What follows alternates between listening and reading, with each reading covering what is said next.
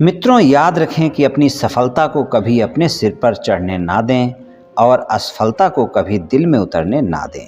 जय श्री कृष्ण मित्रों, फिर एक बार बहुत बहुत हार्दिक स्वागत है आप सभी का।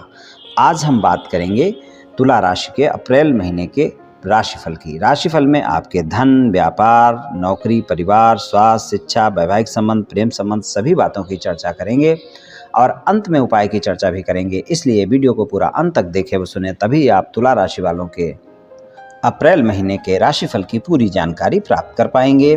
ये राशिफल चंद्र राशि पर आधारित है, यानी मून साइन पर।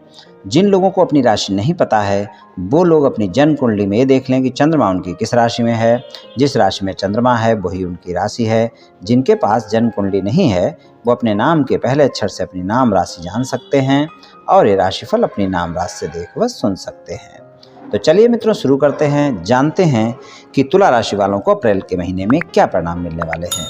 तो सबसे पहले अप्रैल महीने में ग्रह गोचर स्थिति जानते हैं।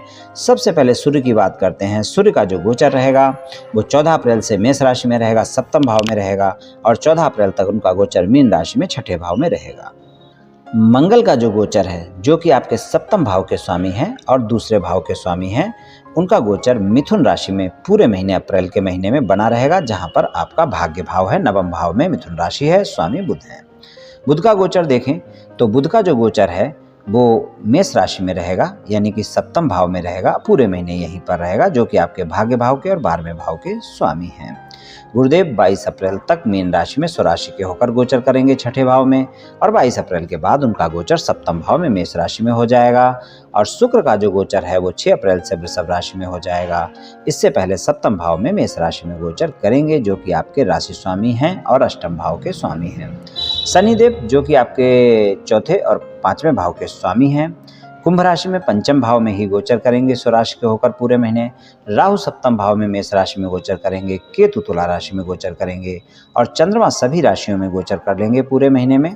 तो कुछ इस तरह की ग्रह गोचर स्थिति अप्रैल के महीने में रहने वाली है। तो चलिए मित्रों, तुला राशि वालों के सबसे पहले धन की बात करें तो आय भाव के स्वामी सूर्यदेव हैं और धन भाव के स्वामी मंगल हैं।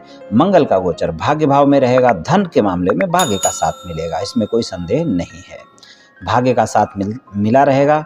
लेकिन मंगल की नवम भाव से जो दृष्टियां देखते हैं तो चौथी दृष्टि 12वें भाव पर रहेगी, खर्चे भी बढ़े रहेंगे, इस बात का आप ध्यान रखकर चलें।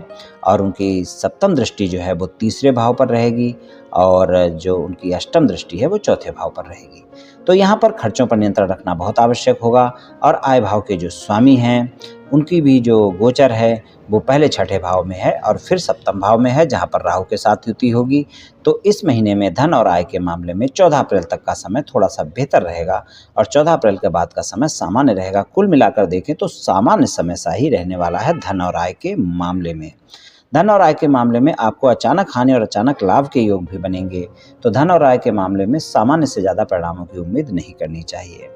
व्यापार और नौकरी की बात करें तो दसम भाव के स्वामी चंद्रमा है, कर्क राशि है, तो वहाँ पर आज अप्रैल के महीने में आपको अच्छे परिणाम देखने को मिलेंगे।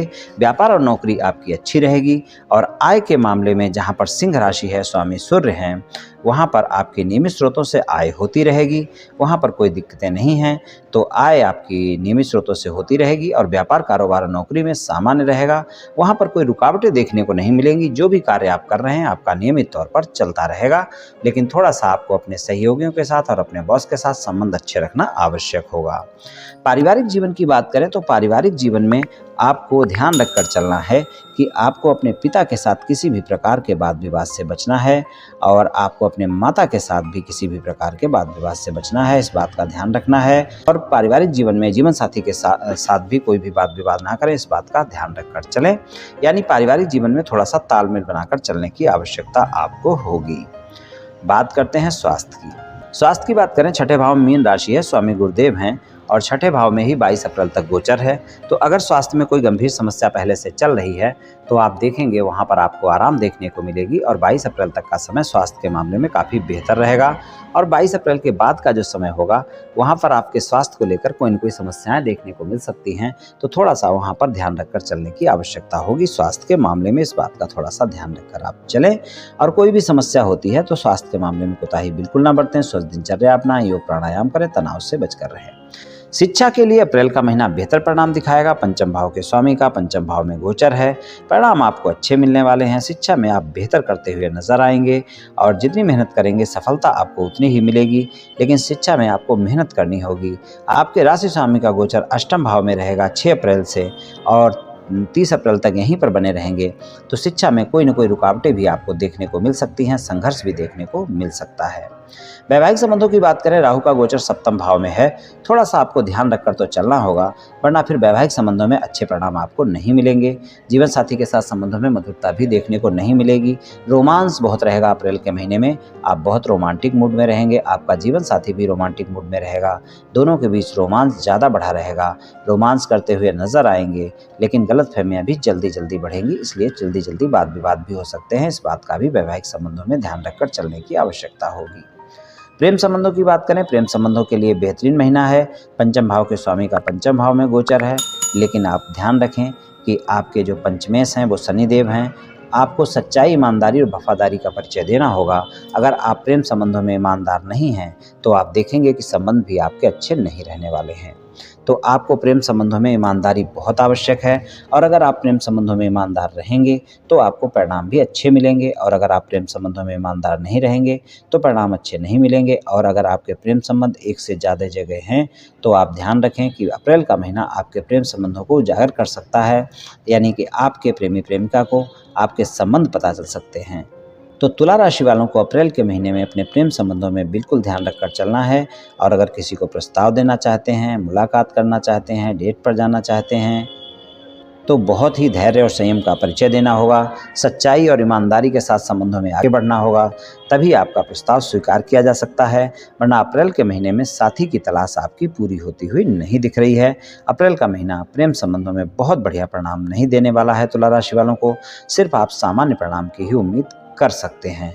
वैवाहिक संबंधों में भी आप सामान्य परिणाम की उम्मीद करें, बहुत अच्छे परिणाम नहीं मिलेंगे। राहु का गोचर वहां पर है, तो आपके साथ में गलतफहमियां बहुत हो सकती हैं। हालांकि राहु वैवाहिक संबंधों में बहुत दिक्कतें नहीं देते हैं, परिणाम अच्छे ही देते हैं, लेकिन फिर भी राहु हैं तो सप्तम भाव में गोचर है। तो अगर आपके छोटे मोटे वाद विवाद हुए तो वो विस्तार कर देंगे, राहु विस्तार कर देते हैं।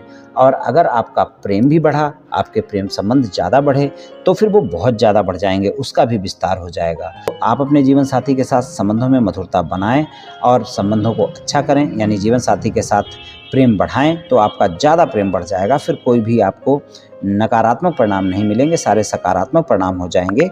और अगर आपने छोटी छोटी बातें बड़ी की तो फिर वो बातें बड़ी हो जाएंगी और परिणाम आपको नकारात्मक मिलेंगे, सकारात्मक परिणाम नहीं मिलेंगे। तो इस बात का ध्यान रखकर आपको चलना बहुत आवश्यक होगा। वैवाहिक संबंधों में खासकर इस बात का ध्यान रखकर आप चलें।